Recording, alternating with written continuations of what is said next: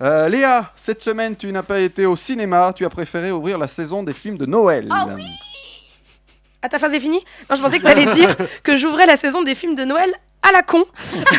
Parce que c'est exactement ce que j'ai fait, je suis désolée. J'ai ouvert mon Netflix et entre The Irishman de Martin Scorsese et la nouvelle saison de The Crown, j'ai trouvé Flocon d'amour. Ouais.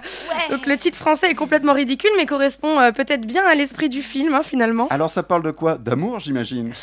Oui. Alors, vous savez quoi ? Je vais vous lire le pitch officiel, d'accord ? Alors, le pitch officiel, c'est la veille de Noël. Une tempête de neige bouleverse la vie et le futur d'un groupe de lycéens lorsque des liens inattendus d'amour et d'amitié se créent dans des conditions exceptionnelles.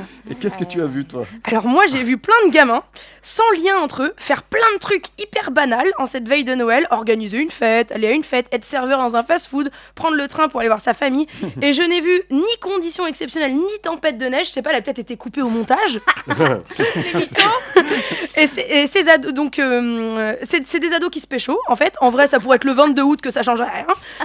Quant à leur futur, entre guillemets, bah non, désolé, c'est des ados, donc 6 mois après la fin du film, ils sont plus ensemble, les types.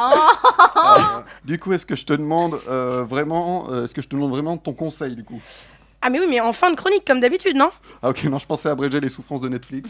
Non, parce qu'en fait, j'ai pas fini, regarde. J'ai une autre page.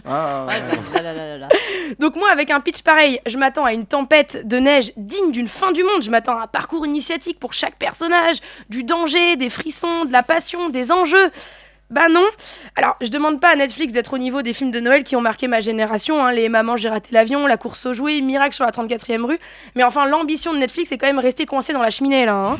Avec cette production, ils égalent à peine les téléfilms de Noël. Ah, c'est quelque chose, les téléfilms de Noël. C'est toujours nul et mal doublé, mais tellement prenant.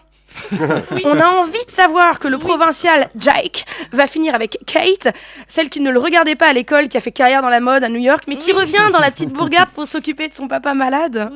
Et bah Flocon d'amour, c'est nul, mal doublé et c'est pas du tout prenant. Alors il y a quand même un truc, un personnage un petit peu mystérieux et donc intéressant. Le seul qui soit pas lisse et conforme au cahier des charges, parce que oui, les personnages sont conformes. On a le petit gros qui veut se faire des potes. Alors lui, le comédien, le pauvre, il est passé de Marvel à Flocon d'amour. Autant te dire qu'il faut se mouiller la nuque. Hein. On a aussi le meilleur ami d'enfance fou amoureux, la mère malade, les pom-pom girls vraiment très méchantes, le noir classe et élégant, la latino, la blanche lesbienne un petit peu salope. Et donc ce personnage mystérieux, quasiment la seule adulte, interprétée par la toujours chelou mais bien sympathique Joan Cusack.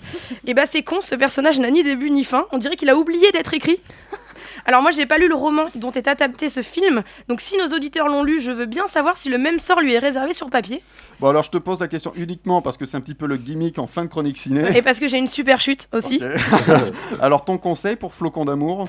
C'est plutôt Flocon d'amour. Ah putain. Ah oui.